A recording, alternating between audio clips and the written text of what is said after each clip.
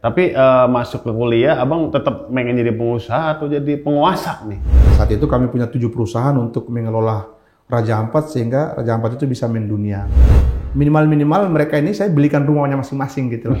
Kalau kekuasaan itu nggak boleh diatur oleh orang-orang yang berduit. Tagline saya hari ini Bang, itu saya mau cetak 1000 pengusaha muda. Jadi aktivis itu banyak aktivitas, Iya, tapi dompetnya tipis terus. Setiap orang punya cerita, setiap orang punya kisah. Ada yang masih tutup rapat, tapi ada juga yang siap untuk dibuka.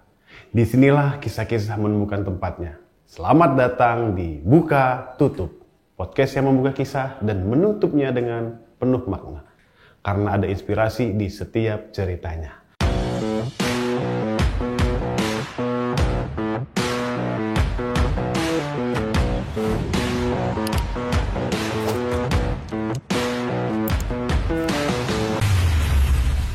Nah, episode kali ini spesial banget karena kita kedatangan seorang pengusaha yang luar biasa. Berawal dari aktivis di HMI, hari ini jadi pengusaha besar. Siapakah dia?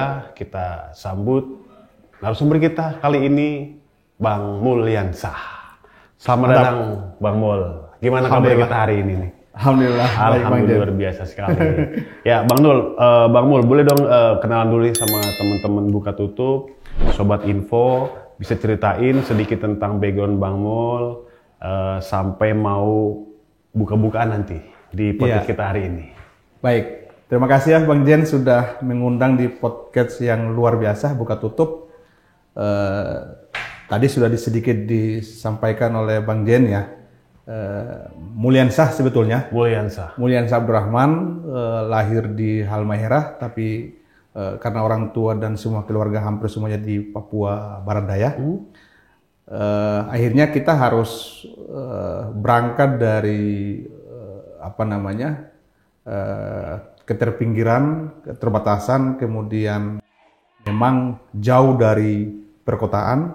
Akhirnya kita harus mencari satu peradaban yang harus ya di dunia pendidikan. Dan saat di itu Papua gitu Bang? Iya, di Papua. Habis itu saya harus ke Malang. Jadi setelah Malang itu saya jadi aktivis. Oh, jadi abang ini memang kisah hidupnya tuh berawal dari aktivis gitu Bang? Betul. Nah, apa sih Bang yang melatar belakangi Bang Mul ini sampai akhirnya mau terjun di aktivis waktu itu di mahasiswa ya? Oke, jadi sebetulnya kalau saya di Malang itu ya memang karena kita kuliah di Universitas Muhammadiyah ya. Ya di sana kita temukan banyak teman-teman kita, ada senior-senior kita yang menonjol itu memang harus jadi aktivis di kampus itu. Apapun organisasi dalam kampus itu, saya kira saya harus mencari komunitas, kelompok yang bisa menyegarkan kita, bisa menghidupkan kita, bisa membangun satu pemikiran bahwa saya harus maju. Nah saat itu di Malang, tentu saya temukan ada 2 organisasi, satu Ikatan Mahasiswa Muhammadiyah itu wajib ya di kampus karena ya. Satu kampus Muhammadiyah gitu. Nah, terus di Himpunan Mahasiswa Islam. Nah, kebetulan di situ ada teman-teman, ada senior-senior kita dari timur juga. Oh, banyak juga yang sekolah di Malang dari timur yang di Malang. Akhirnya dia mengajak kita. Ya saat itu saya berpikir harus belajar bagaimana saya harus belajar agama. Gitu. Nah, belajar Islam. Nah, ternyata masuk di HMI nggak belajar Islam juga, ternyata belajar kekuasaan, belajar politik, belajar kepemimpinan. Nah, di situ menggerakkan kita ya kalau mau maju ya harus menjadi seorang pemimpin. Harus memimpin orang juga kayak gitu. Akhirnya disitulah diminta kita harus gimana belajar leadershipnya, kemudian kita harus baca bukunya, nggak pernah berhenti. Karena aktivis itu seolah-olah jalan itu harus bawa buku, Mas. Jadi kemana-mana kita buku, ya kan? Bahkan Pak Mul ini nanti cerita, mungkin ada cerita bukunya juga yang dibuat gitu ya? Iya, udah, alhamdulillah. Oke Bang, sebelum kita lanjut nih Bang, menarik nih buat teman-teman Buka Tutup. Sebetulnya pertama kali Abang ini punya, ini nggak sih, pertama kali melangkah ya kan? Apa ada yang paling Abang rasakan gitu loh? Apakah mungkin rasa takut, kemudian semangat, atau justru Abang ini ragu? Di awal permulaan Abang jadi aktivis gitu. Iya, kalau saya sih nggak ragu ya, karena saya ya ya nggak tahu ya kenapa terpola jadi aktivis. Karena memang organisasi himpunan mahasiswa Islam memang membentuk kita itu, Bang Jen. Jadi ya saya sih natural aja itu saat itu saya ikut perkaderannya. Di HMI itu ada tingkatan perkaderan lah ya. Ada LK1, LK2, LK3. Saya memulai di Fakultas Ilmu Politik. Nah, kebetulan background kita di situ. Akhirnya saya masuk HMI di tahun 2005. 2005. Itu waktu masuk kuliah. Langsung. Langsung kayak gitu. Okay. Nah, tapi itu udah 1 tahun kemudian baru masuk. Nah, akhirnya disitulah kita belajar. Kita dididik, kita dibina, dibentuklah ya karakter kita menjadi seorang yang harus bertanggung jawab, harus punya integritas, harus mampu memimpin orang gitu. Apalagi memimpin mahasiswa saat itu, Bang Jen. Oh jadi memang ada inspirasi nggak Bang Mul ini aktif di aktivis? Karena kan kita udah terbukti nih sekarang. Pemimpin-pemimpin kita banyak sekali dari jebolan-jebolan aktivis. Benar. Khususnya di HMI lah ya kan, kita cerita gitu. Nah, memulai awalnya gimana nih Bang? Abang ini langkah pertama ini untuk memulai itu gimana? Ya dorongannya tuh dari mana gitu? Iya. Selain dari senior-senior ya, di HMI itu kan senioritasnya kuat banget. Membina perkaderan itu luar biasa, walaupun nggak ada duit saat itu. Tapi gimana caranya membentuk sosok seseorang untuk menjadi aktivis itu luar biasa. Nah, kan kita dipacu untuk membaca buku, berdiskusi, apa saja berkaitan dengan isu-isu lokal Malang, isu-isu nasional. Nah, akhirnya kami itu punya referensi. Ketahuan kok kalau aktivis itu ketika apa yang dia sampaikan itu pasti ketahuan orang ini pasti baca buku, orang ini pasti berdinamika di mahasiswanya tuh bagus.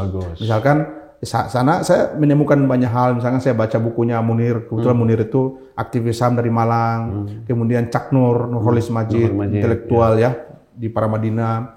Nah, Gus Dur. Saat itu saya lebih banyak membaca buku-buku yang agak liberal lah gitu-gitu. Lagi di HMI itu buku-buku tokoh ya, buku tokoh yang inspiratif lah di situ. Nah, tapi lebih pada intelektual. Kita betul-betul dipacu menjadi intelektual saat itu gitu.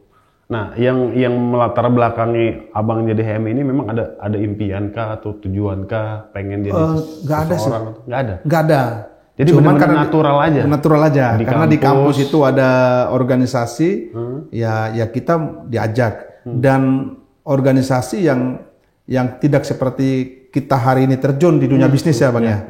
Organisasi yang memang ya ibaratnya proletariat itu kaum marginal itu juga bisa bergabung di situ tanpa melihat apa latar belakangmu. Backgroundnya dia apapun bisa masuk. Gitu jadi ya udah masuk. Akhirnya terbentuk di himpunan mahasiswa Islam itu, Bang Jen. Nah menarik karena Mbak Mul ini perjalanan hidup beliau dari mulai nol jadi aktivis sampai nanti kita tunggu Bang Mul ini adalah seorang pengusaha yang luar biasa tentunya gitu loh. Bukan nol Bang Jen, minus. Minus ya. Jadi benar-benar. Jadi kalau ada orang bilang nol itu berarti ada lagi yang lebih tajam lagi dari minus gitu loh. Nah ceritanya gimana sih Bang Mul itu sampai akhirnya kuliah di Malang tuh gimana ceritanya gitu loh? Kan orang-orang dari timur semua tuh. Betul. Saya dulu sebetulnya kalau keluarga kita itu kan mau jadi orang sukses harus jadi PNS atau jadi polisi atau tentara. Betul. Nah, dijamin. Betul. Saat itu diminta sama orang tua jadi polisi aja gitu. Polisi. Nah, saya nggak tahu ya karena di saat SMA itu sudah jual-jual koran media cetak. Ada sepupu yang punya media cetak, dia juga jadi jurnalis lah gitu-gitu. Akhirnya ngajak saya jual loper gitu ya, loper koran di jalan-jalan gitu. Saya masih SMA. Akhirnya saya jual, namanya saat itu koran Mandiri. Ya udah saya jual sehari itu keuntungan ada 3.500 lah dapatnya. 3.500. Iya, di tahun-tahun 2001 gitu. Ya udah hasil dari situ ya jadi uang jajan kita lah. Saat itu kan gede banget tuh 3.500. Berarti memang sudah ada mental pengusaha berarti. Dari betul. SMA gitu. Ada lah ya. Tapi masuk ke kuliah, Abang tetap pengen jadi pengusaha atau jadi penguasa nih? Karena kan kalau HMI ini kan Biasa kan doktrinnya kaderisasinya kuat nih Bang. Antara pengusaha sama penguasa ini kan beda tipis Bang. Makanya kadang orang banyak salah nyebut gitu loh. Nah Abang ini lebih terjadi penguasa atau jadi pengusaha nih? Ya maunya dua-duanya. Oh dua-duanya. Jadi sekarang jadi pengusaha dulu, baru nanti jadi penguasa gitu. Betul. Nah gimana ceritanya Bang? Perjalanan Abang dari aktivis sampai hingga Abang ini bisa membuat satu perusahaan? Oke, jadi di tahun saya ketika kuliah di Malang itu juga sudah ada senior Haimi juga. Senior Haimi ini punya bisnis kerupuk yang tadi di depan Bang Jen itu saya lihat tadi itu kerupuk itu. Jadi dia tuh bapaknya tuh punya perusahaan. Punya pabrik kerupuk. Pabrik kerupuk di Jawa Timur saat itu. Nah, saya ini terilhami beliau, loh, hebat ya orang ini kok ada punya ini gitu. Biasa kita makan kerupuk kan beli aja gitu. Dia ngasih lah ada kurang lebih 9 karung gede gitu loh. Besar banget itu 9-nya. Tapi untuk organisasi Haimi sebetulnya tujuannya dia. Dikasih aja gitu? Dikasih, karena dia punya pabrik gede. 1-2 karung itu nggak ada apa-apanya lah bagi dia itu. Ngasih supaya dia itu senior Haimi yang jiwa entrepreneur juga punya Bang. Namanya Bang Rizal. Nah akhirnya ya udah ini jadikan pembelajaran. Gimana cara menjual kerupuk di komisariat namanya, komisariat Fakultas Fisip. Walaupun dia juga di lain tempat, dekat juga di kampus Muhammadiyah Malang itu, dia punya tokoh jualan baju batik. Toko gitu ya? Toko gitu. Nah, saya tuh di Haimi, jual kerupuknya, tapi pribadi saya datang ke beliau ngasih baju batik untuk saya jual juga. Jadi memang saya tuh memulai menjadi pengusaha itu dari yang kayak gitu-gitu, Bang. Berarti dari SMA sudah dagang jadi loper koran tuh. Iya, benar. Kuliah ada peluang. Abang juga ngejual kerupuk, batik gitu. Betul. Nah, itu nurun dari mana, Bang? Apa memang naluri sendiri atau memang naluri sendiri? Naluri, kemudian saya tuh tertarik juga dengan namanya Bang Rizal itu. Oh, ini bagus banget nih kalau kan kita jualan ini kan ada untungnya. Betul. Nah, karena kita di aktivis itu kan kita nggak dapat untung. Betul. Sedikit pun nggak. Nggak ada yang bayar lah ya. Nggak ada yang bayar. Yang ada ya kita keluar duit walaupun dikit, berjuang kan. Iya, betul. Kita berjuang. Nah, di masa-masa sulit itu gimana Bang perjalanan Abang tuh dari aktivis ke pengusaha? Atau mungkin ada dong orang yang mungkin mencemooh Bang Mul. Ya, atau pasti. meragukan Bang Mul. Pasti itu banyak. Siapa Jangankan itu, saya masih tahun 2006 ketika saya kan ikut punya bakat nulis buku ya.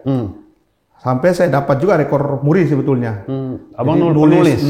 Kurang lebih saat itu di tahun 2010 udah nulis buku 62 judul buku. Nanti kalau Bang Jen search di Google itu pasti temu buku-buku politik saya. Banyak banget. Iya, harusnya Bang Mul bawa nih bukunya. Saya tuh pengen baca. Oh iya. Biasa bawa buku politiknya Bang Mul nih. Saya tuh nulis buku itu karena dulu di kamar kosan di Malang itu karena tidur di atas buku. Nggak ada tempat tidur, yang ada hanya buku-buku yang ada di atas. Buku-buku yang Bang Mul baca? Iya, karena kita aktivis Bang. Jadi diwajibkan kita harus baca buku. Makanya kepalanya Bang Mul baru datang isinya itu isi buku semua nih ya kan. Ini otaknya kalau kita bedah ini buku semua nih. Ya, inilah yang spesial hari ini kita undang Pak Mul karena beliau ini bukan cuma aktivis, tapi beliau ini cerdas ya kan. Sampai dia memanfaatkan peluang yang ada di sekitarnya gitu. Dari mulai SMA, terus kemudian kuliah ya kan, di aktivis juga sampai sekarang bangun bisnis, Bang. Betul. Nah, itu tadi karena dari kuliah itu mulai kita punya circle ada pengusaha-pengusaha di Malang itu. Saya sih memulai ya tertarik. Akhirnya di tahun 2007 itu saya diajak sama senior. Namanya Bang Hairul. Bang Hairul ini Abang tahu kalau dia tuh punya media yang sangat besar ya, namanya Times Indonesia. Times Indonesia. Nah, dia ngajak saya, kamu kesini aja bagian dari bisnis. Nah, kamu mau jadi jurnalis atau mau jadi pengusaha? Bang, saya mau jadi pengusaha. Ya udah kalau begitu kamu jadi direktur di sini. Akhirnya dia kasih saya direktur. Tiba-tiba saya wisuda di tahun 2007. Di Malang tuh wisuda 2007. Sudah. Ya pilihannya dua, mau pulang kampung atau mau menetap.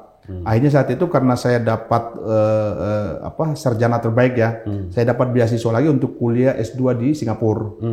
Akhirnya di tahun 2010 masuk. Sebetulnya keterimanya itu 2009, tapi berangkatnya 2010 sampai 2012. Oke, lanjut S2. Lanjut S2 di Singapura, di National University. Nah, setelah kuliah, belum wisuda, saya langsung pulang kerja di kampung. Jadi dosen. Di kampung mana? Di Sorong atau di Halmahera? Di Maluku. Ternate. Di Ternate. Ternate. Di balik kampung lah ya. Iya, saya diterima di Universitas Hairun sama Universitas Muhammadiyah sebagai dosen. Ngajar ada 1-2 tahun, saya diterima lagi ke Sorong, balik lagi ke Sorong. Balik lagi ke Sorong. Sorong. Jadi apa Di nih? tahun 2000, jadi dosen juga, Bang. Dosen juga? Dosen juga di tahun 2003, karena ada saudara jadi Bupati Raja Ampat. Akhirnya saya diminta untuk ngelola wisatanya di BUMD. Oke, di Raja Ampat. Di Raja Ampat. Saat itu kami punya 7 perusahaan untuk mengelola Raja Ampat sehingga Raja Ampat itu bisa mendunia. Dan itu saya direkturnya. Oh, luar biasa ya. Nah, Sampai hari situ. ini Raja Ampat itu namanya besar ya, Bang ya. Betul, itu. Nah, jadi ya akhirnya di tahun 2012-13 itu saya bikin perusahaan namanya PT Pacific Resource Indonesia. Di bidang apa tuh? Itu di bidang konstruksi. Oh, beda lagi nih dari pariwisata. Beda. Langsung di Beda konstruksi. karena kalau di wisata lebih pada pemerintah daerah kan. Oke, BUMD berarti ini BUMD bentuk. ya, BUMD. Jadi saya harus punya perusahaan sendiri karena itu perusahaan daerah. Ya saya harus punya perusahaan sendiri untuk mendorong pekerjaan-pekerjaan yang ada di BUMD. Betul. Karena kita nggak bisa pakai semua perusahaan yang ada di BUMD. Akhirnya Pacific Resource Indonesia ini perusahaan konstruksi. Akhirnya kita bikin konstruksi di Raja Ampat itu, misalkan apa sih yang perlu menunjang pariwisata Raja Ampat ini harus maju. Oke. Misalkan ada Painemo, Ngebangun. ya ngebangun itu. Nah itu perusahaan saya membackup di situ. Dari mulai infrastrukturnya sampai ke Betul. bangunannya begitu. Betul. Nah, Betul. Abang kenapa bisa berani seperti itu, Bang?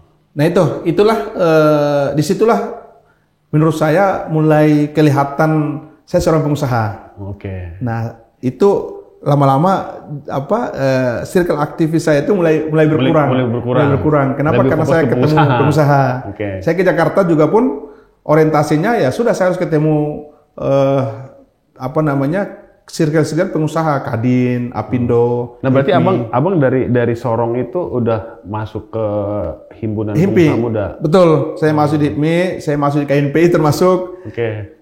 kemudian Kadin. Kadin. Ya. Saya ketua Kadin Raja Ampat. Oh, di Jampat. tahun berapa itu, Bang? Itu tahun 2015. Oh, berarti memang naluri bisnisnya Pak Mul ini udah luar biasa ya? Udah. Dari mulai sekolah sampai Betul. akhirnya pindah ke Raja Ampat. Betul. Terus gimana ceritanya bisa akhirnya pindah ke Jakarta tuh gimana? Nah, ini cerita panjang nih Bang Jen. Jadi 2015 perusahaan saya itu perusahaan konstruksi udah 2 tahun lah ya.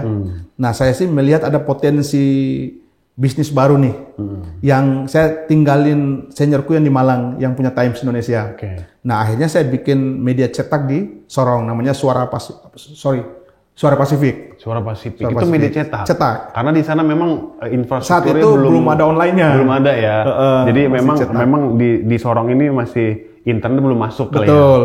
Jadi Betul. memang pasti itu. Nah, yang melatar belakangi itu apa, Bang?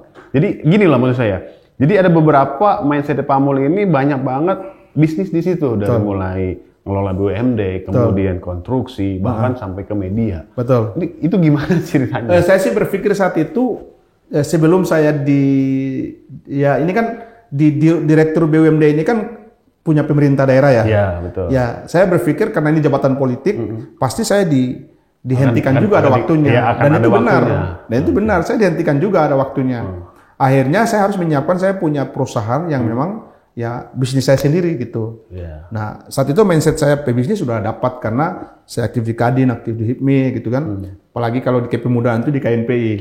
Gitu. Ya dari bawahnya sebetulnya dari Raja Ampat naik Provinsi Papua Barat, saya wakil ketua umum Kadin Papua Barat. Oke. Nah, setelah itu berjalannya waktu, saya pun bisnisku lagi jalan tuh. Akhirnya mediaku juga jalan namanya Suara Pasifik, media cetak. Pasifik. Karir pertama Awal dibangun membangun itu, media. benar. Oke, terus? Nah, cetak itu kurang lebih ada 2 tahun sampai 2017. Nah, karena di 2018 ini siap-siap ini saya udah nggak jadi dirut BUMD lagi nih. Oke. Pasti berhenti nih, saya udah tahu kan gitu kan. Jadi udah ancang-ancang nih Udah ancang. sebelum masa jabatan selesai, Betul. Abang udah mempersiapkan nih. Betul. Terus? Nah, akhirnya saya ya di BUMD selesailah. Oke. Di 2018 itu. 2019 itu kan pemilihan umum ya, pemilu. Pemilu, iya, pemilu. Nah, saya berpikir apa ya yang membuat saya harus ke Jakarta dan punya bisnis. Nah, itu gimana? Nah, akhirnya ya karena saya juga wakil ketua umum Kadin Papua Barat, saya kenal ketum Kadin di Jakarta, saya kontak-kontak lah gitu. Nah, saya kontak nih malah pas kontak ada salah satu pengurus Kadin di pusat, akhirnya dia bilang, udah ke Jakarta dulu. Akhirnya saya ke Jakarta, tapi 2017-18 itu belum dapat sesuatu lah, belum masih komunikasi kayak gitu kan. Nah, di 2019 saya ada titik terangnya karena ada abang saya ini jadi anggota DPD RI. Oke. Namanya Lanyala Mataliti. Nah, ini dulu ya Abang kandung nih? Bukan. Dia kan orang Jawa Timur, Mas. Terus? Orang Jawa Timur yang dulu kami aktivis, dia itu kayak gengnya Malang Abang lah. senior lah ya. Sama berarti senior. ya di sana ya. Geng Malang gitu. Oke. Nah, ya kalau tanda kutip itu preman gitu. Oke. Tapi sebetulnya saya nggak bisa katakan Bang Lanyala ini preman karena orangnya baik banget. Baik banget ya. Baik banget. Dia jadi anggota DPD RI. Oke. Nah, saya ini kontak-kontak lah dengan beliau. Beliau bilang, Dinda kamu di mana? Bang, saya masih di Sorong. Wah, ke Jakarta. Nah, saya ke Jakarta lah, beliau naruh saya di staf ahlinya. Staf ahli. Jadi abang berangkat ke Jakarta memang nggak ada saudara? Sebetulnya ada. Cuman ya kita kan sudah mandiri ya. Iya. Jadi saudara itu ya jadi ya tempat ya santai-santai lah, Nggak mungkin juga tinggal di sana gitu Betul. ya. Jadi langsung mandiri gitu. Betul. Nah, di 2019 itu keluarga kecil ya, istri dan anak-anak masih di Sorong. Masih di Sorong. Nah, 2019 saya harus berangkat ke sini, harus dikasih SK sebagai staf ahli DPD RI.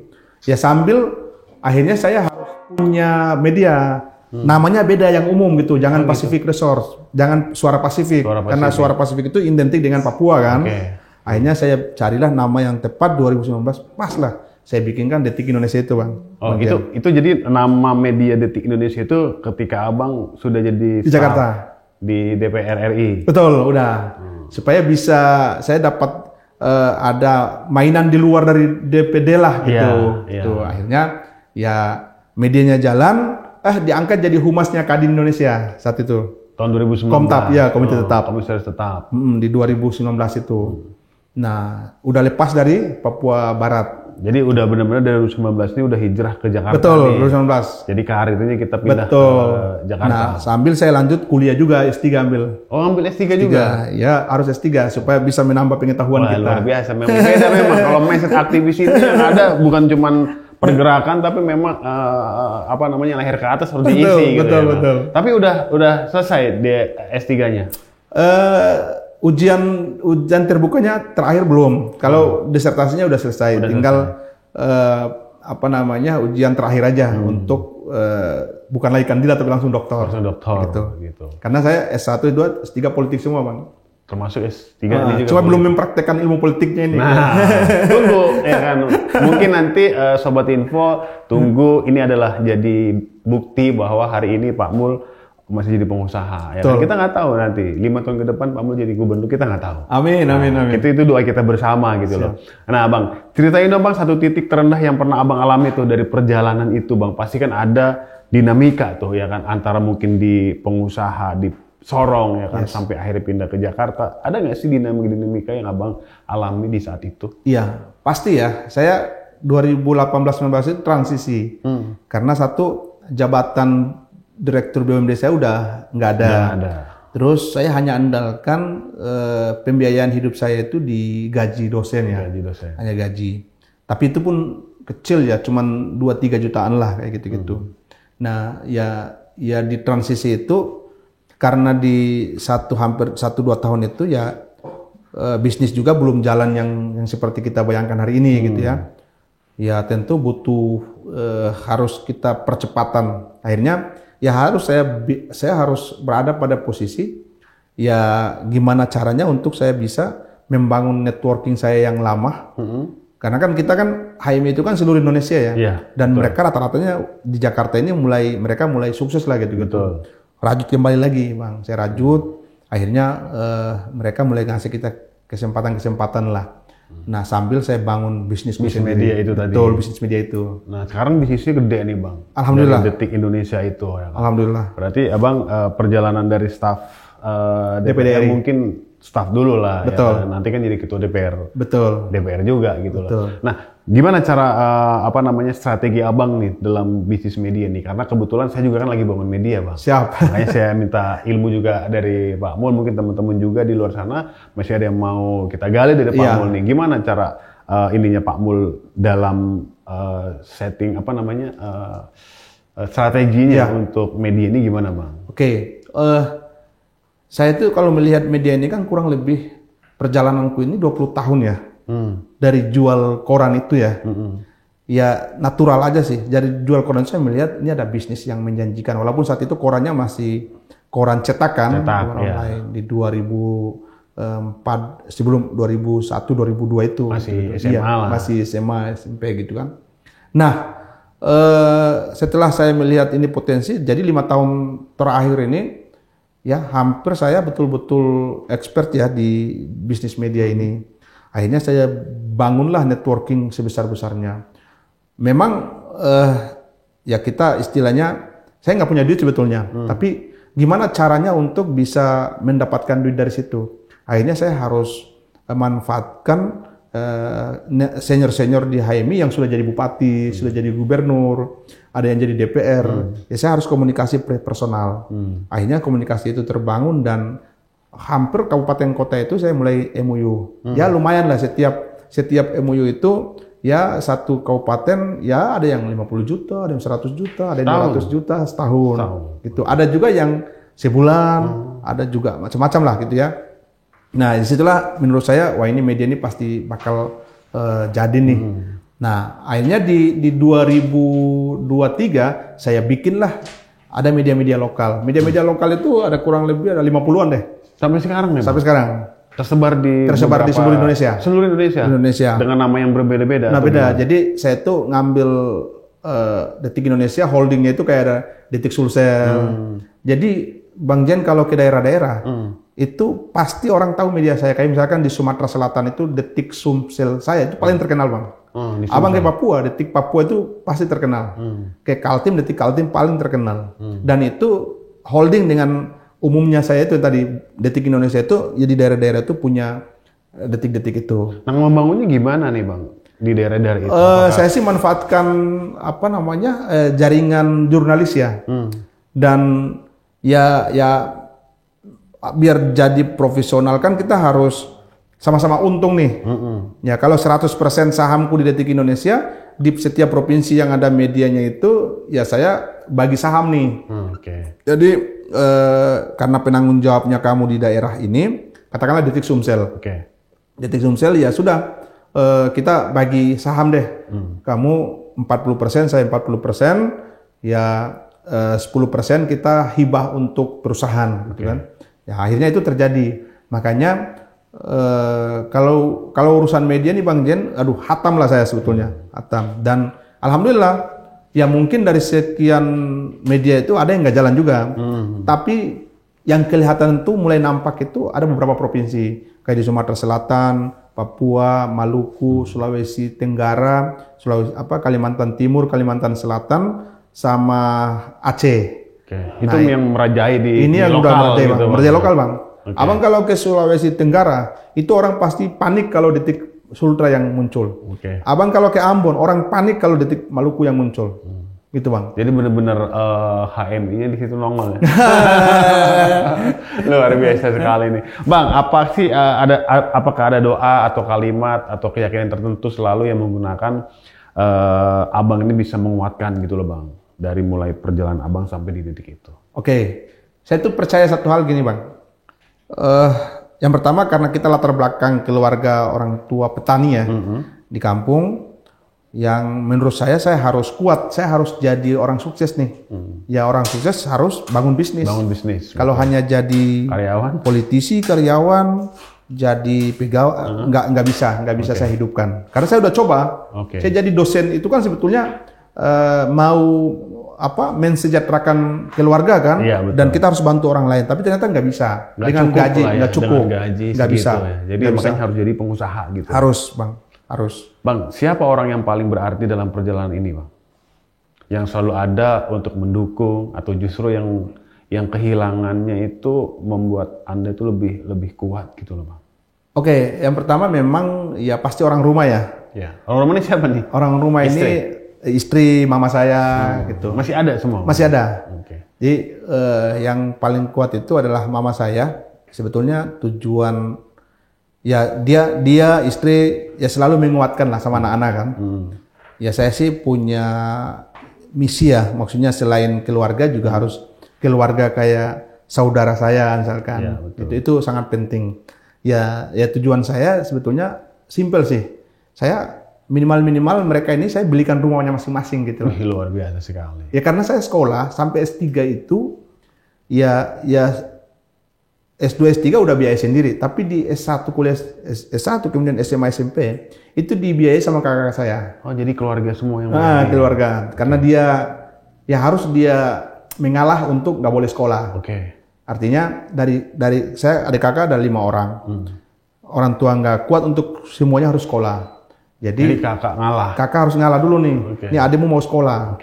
Jadi biayanya untuk adiknya dulu itu. Akhirnya mereka mengalah, ya sudah saya lanjut sekolah. Dan ya mungkin saya belum kelihatan hasilnya.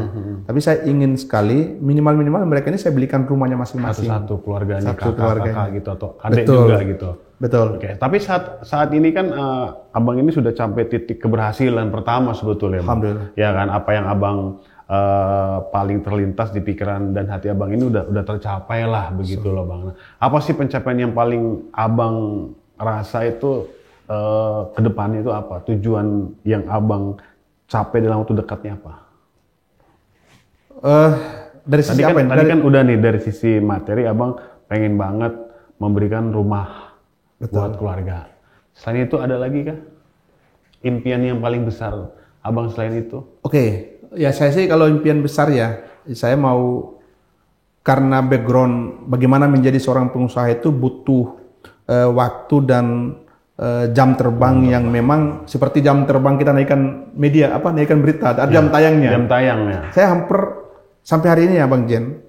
Tadi mau ke tempat ini bukan dari rumah Bang, tapi saya dari kantor. Dari kantor Matraman. Jadi karena harus tidur di kantor. Jadi pengusaha masih tidur di sana juga nih ternyata. Iya, harus. Harus ya. Saya ini ya, makanya kenapa mungkin Bang Jen terakhir melihat walaupun kita sudah aktif di organisasi-organisasi bisnis, tapi saya mau mencoba menghadirkan satu organisasi yang memang itu mau mensupport anak-anak muda Indonesia. Nah, kabar baiknya Bang Mul ini juga jadi ketua umum KAPMI. Betul. Nah, apa sih Bang KAPMI itu? Bang, mungkin Abang bisa jelasin sebagai ketua umum BPP KAPMI ini. Betul. Dan bagaimana sih KAPMI itu bisa terbentuk gitu Bang? Benar. Jadi saya tuh sebetulnya setelah dari Sorong itu, saya punya keinginan harus jadi ketua umum HIPMI. Ketua umum? Yes. Punya keinginan harus jadi ketua umum Kadin. Karena saya sudah merasakan di daerah. Tapi gimana caranya saya harus jadi ketua umum seperti Arsad Rashid, Abu Rizal Bakri, yang senior-senior ya. Yang sekarang Apaan India. Nah, di HIPMI juga pun begitu saya melihat. Nah, akhirnya ya karena di HIPMI saya bilang ya udah deh, kalau di HIPMI sudah banyak orang lah kayak gitu-gitu kan. Ya saya kalau di Kadin masih dapat waktunya lah. Nah, akhirnya saya harus punya gerbong. Namanya KAPMI. KAPMI itu Kamar Dagang Pengusaha Muda Indonesia. Itu saya himpun kelompok anak muda yang juga pengusaha, pure pengusaha. Yang mereka juga latar belakang ikut kayak Asosiasi Pengusaha Indonesia, Apindo. Mereka juga di Kadin Indonesia. Mereka juga ada di HIPMI. Kayak gitu. Jadi teman-teman HIPMI, teman-teman Kadin. Betul. Yang mungkin HIPMI kan ada batasan usia kan. Betul. Jadi kalau di KAPMI ini nggak ada gitu. Iya, nggak ada. Dan kebanyakan yang saya rekrut ini adalah rata-rata orang yang tidak punya akses organisasi bisnis di HIPMI dan Kadin. Oh, jadi visi misinya apa nih? Ya tadi kan kita di KAPMI itu ada punya ini ya, ada punya batasan, ada pengusaha kelas A itu yang sudah menambang misalkan, ada pengusaha kelas B, ada pengusaha kelas C dan D. Nah D ini rata-ratanya masih punya bisnis tapi UMKM dan koperasi gitu-gitu. Masih baru mulai. Baru mulai. Ya. Nah disitulah kami betul, situlah kami rekrut, kami bina pengusaha.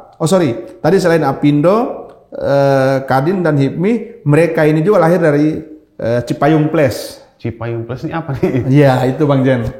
Ini Cipayung ini nama daerah mungkin? Bukan, Bang Jen. Bukan. Cipayung Place itu komunitas lintas organisasi aktivis. Se-Indonesia. Kayak HIMI, PMI, GMKI, GMNI, IMM, kami, itu. Organisasi-organisasi kepemudaan mahasiswa yang mereka ini aktivis. Oke, jadi itu ada di Cipayung Place. Cipayung Place. Nah, jadi biar mereka ini belajar ada di Apindo, belajar orang-orang yang ada di HIPMI, belajar orang-orang yang ada di Kadin. Jadi abang ini menyatukan ya? Ya, saya mau rekrut mereka. Kayak saya punya pelajaran Bang. Ketika saya ke Jakarta, saya ikut-ikut sedikit di teman-teman HIPMI di Jakarta kan. Ada sentilan yang kurang enak di pikiran saya begini. Nah, jangan libatkan anak-anak HIPMI. Kenapa tuh? Nanti HIPMI-nya itu kayak aktivis-aktivis gitu. Iya. Nah, akhirnya saya berpikir kok bisa ya, kok gini ya brandnya nanti mereka. Semangat saya di KAPMI itu di situ. Saya mau hadirkan anak-anak aktivis ini untuk jadi entrepreneur.